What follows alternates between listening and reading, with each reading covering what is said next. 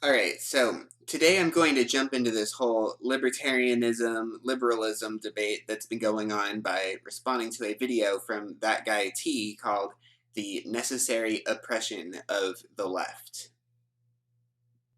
So T made this video with its provocative title because he had decided that the left has such a peculiar idea of oppression that for T, justice from his perspective requires that the left be oppressed from their perspective.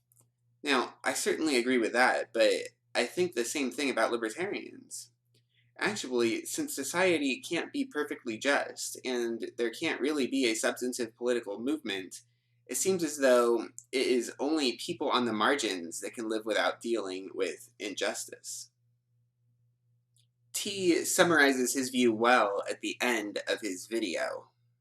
Instinctually, it feels weird for me to say that the left has to be oppressed for liberty to be realized.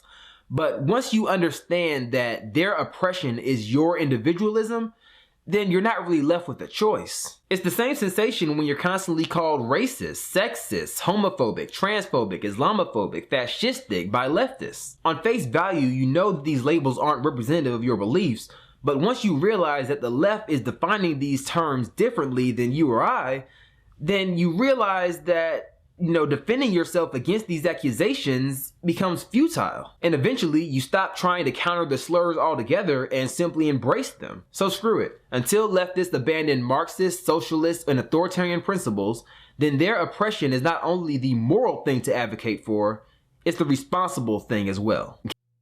So, T uses an interview that Sargon of Akkad did with Dave Rubin to show how the left's definition of freedom requires that they be oppressed. Sargon says that he is a liberal and that he differs from libertarians with their view of freedom. He places freedom and extreme poverty in opposition to each other. Basically, my issue is the definition of freedom. So I agree that being wary of a giant government power is definitely something that anyone with any kind of liberty-minded frame of mind should be concerned about. Obviously, government is a dire source of power, but that's not the only thing that can prevent a person from being free. And the libertarians seem to define freedom as just freedom from government interference. And so this is what I think libertarians need to understand. Like, for example, poverty is a man who has no house, who has no food, who has no water, he can't shower, he can't wash, he can't dress himself properly. That's not a free man, even though the government isn't going to be keeping him, with their thumb on his. He's not paying any tax, but he's not a free man. He can't do anything. I mean, who's going to employ this person? Where's he going to sleep? He's just. This is not freedom. This is just slavery to poverty. And so, one of the things about classical liberalism is it's not necessarily against helping the poor. I mean. Now, I am going to complain about poverty too, although for a different reason than Sargon. We're going to look at a quote from Aristotle's Politics, but before I show you this quote, I have to set it up properly. I want to let you know that constitution is a translation of the Greek word politia, which in this context very nearly means faction. When Aristotle speaks of an oligarchic constitution and a democratic constitution, he is speaking about the oligarchic faction and the democratic faction. So, from Aristotle's Politics, we should notice that not only some aristocracies, but also some oligarchies survive, not because their constitutions are secure, but because those in office treat well both those outside the Constitution and those in the governing class. They do this by not being unjust to the non-participants and by bringing their leading men into the Constitution.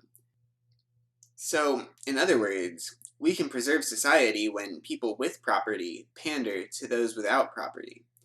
A large group of people like that are susceptible to charismatic demagogues. The only sort of libertarian solution I can think of is that free markets are best for everyone. A rising tide lifts all boats. I agree with that, but people don't think things through. They only have to think they are being ripped off to form a faction and confront all the people with property. And so some deal has to be struck. Some arrangement has to be reached that is acceptable to all or most people, and it is very likely that the people that think taxation is theft will think they are being oppressed. In fact, to many people, pandering to people without property is considered to be an illegitimate function of government, and yet it is necessary for the preservation of society. So, for me, it doesn't really have anything to do with defining freedom so as to consider poor people to be oppressed, but rather it has to do with preempting a proletarian-style revolution. I suppose that in practice, I might have to come up with some BS definition of something to be successful in pandering to the proles, but maybe I wouldn't need to, and in any case, we could chalk that up to being a noble lie. Anyway, T includes a YouTuber named TrueDilTom that provides a criticism of Sargon's view of freedom, and even though it isn't central to my point, I want to say something about it. Yes. Now, this is probably one of the most significant differences between the left and the right in political philosophy. The conception of freedom, and in my opinion, the left-wing definition of freedom, the one that Sargon is inciting, in that one can not only be free from coercive infringements made by others, but they must also have the ability to actualize their desires, is equivocating freedom with power. The way the poor man isn't free because they can't offer anybody else value in exchange for goods, which is what it really means to be poor, whether it be due to circumstance or ability, is the same way I am not free because I can't fly or have x-ray vision, because in both circumstances, our struggle is merely not being able to make our interests a reality, even if your interests are the most vital human preferences like health and well-being. And moreover, the ability to make your interest a reality is a habitual of power, not freedom. Now, of course, what power is in the political context is disagreed upon constantly, but unanimously, all definitions of power have the ability to actualize your desires as sufficient for such a definition. And just to reiterate, Sargon's definition of freedom suggests that if you can't have power, you can't have freedom, which really highlights the underlying statism behind Sargon's political framework. It is not enough that the government leaves modest people alone, they must also give them ability, which runs contradictory to a more appropriate definition of freedom. That being, that to have freedom isn't to have power, but to live without your potential ability to fulfill your interests being infringed upon. In other words, to live free from coercion. So, it isn't clear to me how freedom doesn't entail power, and it isn't clear to me how there is a view that doesn't identify freedom with power. Really, to assert that someone doesn't have power, we would have to deny free will, since free will at least entails the power to make decisions, and since even someone that is ruled has the power to change the character of his or her behavior. If, as Tom says, freedom is being free from coercion, and if we can agree that coercion is a specific case of power, then a person has some amount of power as a result of being free from coercion. Really, Tom should assert that the left identifies freedom with success, or equality. Anyway, let's hear again what Tom has to say about power. Now, of course, what power is in the political context is disagreed upon constantly, but unanimously, all definitions of power have the ability to actualize your desires as sufficient for such a definition. See, this isn't quite right. Actualizing your desire may require power, but it isn't a necessary definition, since someone can exercise their power and fail. This line from Tom especially reveals to me that he has confused the view where justice is associated with power with associating freedom with power. Freedom is associated with power.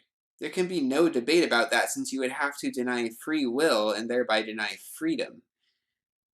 Free will entails the power to make decisions, but it is actually a classic line that justice is associated with power. In Plato's Euryges, Callicles tells Socrates that justice is the stronger ruling the weaker.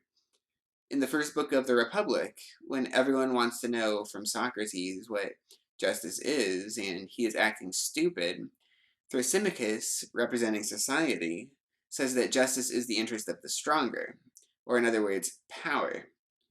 More recently, Stephen Douglas attempted to compromise with slavery by saying that slavery was fine if it was voted on. And then Nietzsche, he set power as the goal that motivates all life. But since it is a goal, it represents excellence, not mere freedom. You can associate power with freedom even for failures. The question is whether or not power should be associated with justice. Of course, Plato was a critic of this view, as indicated by a line I paraphrase from his writing, the Gorgias, from his Socrates, that it is better to be a victim of a tyrant than to be a tyrant, although he'd rather be neither. I'm just going to address one more part of T's video, where he discusses justice, although he begins with its corollary, oppression. Oppression, the unjust or cruel exercise of authority or power. I think that's a pretty suffice definition. So, T's definition refers to oppression as the unjust or cruel exercise of authority or power.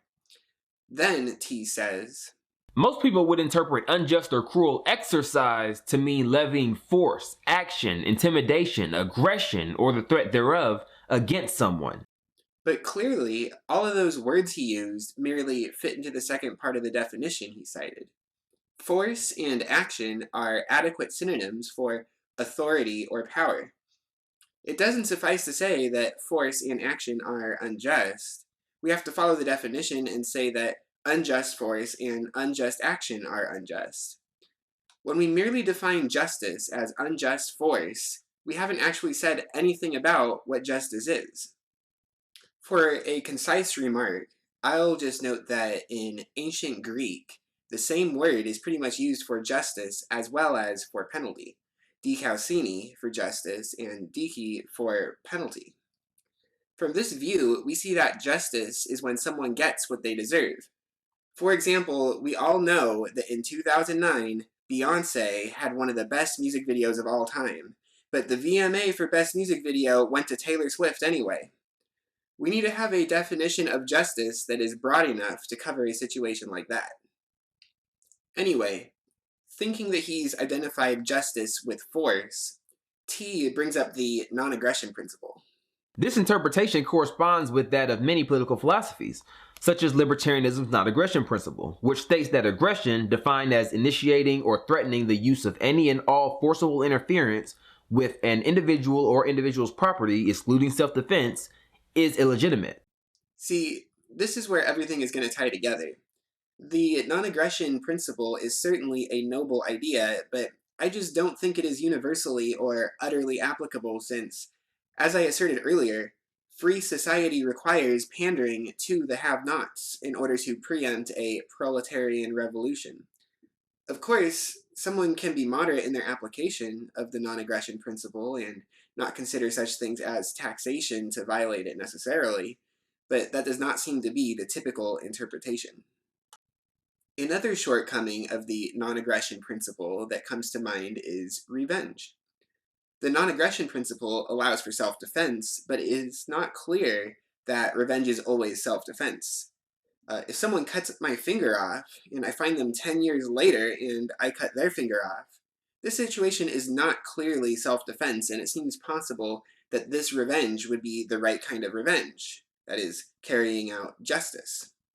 Of course, we could have a discussion about how encouraging just revenge would deter people from doing things that should be avenged, and then say that preemption is self-defense, but it is not clear to me how using the threat of force to affect the behavior of as yet innocent people relates to the non-aggression principle. And of course, as we've seen, the non-aggression principle doesn't have anything to say about Beyoncé being robbed by Taylor Swift at the 2009 VMAs, so it really can't be a complete account of justice. Anyway, I'll discuss this subject more in a future video, and I have a fuller discussion of justice in my video on justitarianism that you can check out. It was one of the first videos I made, so it is in my former, even more ghetto style that was audio only, and so I do plan on remaking it. Actually, I was checking my notes and I want to make one more point about the non-aggression principle. What about situations like the founding of America where the right thing to do was compromise with the South over slavery in order to preserve the Union? Without the compromises, it is unlikely that the Union would have endured. Without the Union, the South would have had complete control over slavery and the North wouldn't have had any authority to invade it some 3.5 score years later. Yeah, I know. I'm familiar with the Thomas D. Lorenzos and others and the idea that the Union and the Civil War didn't really end slavery better than it would have ended otherwise. So I'll make this concession. Consider it as a hypothetical. Let's say that there were a society that fit the narrative I've just suggested.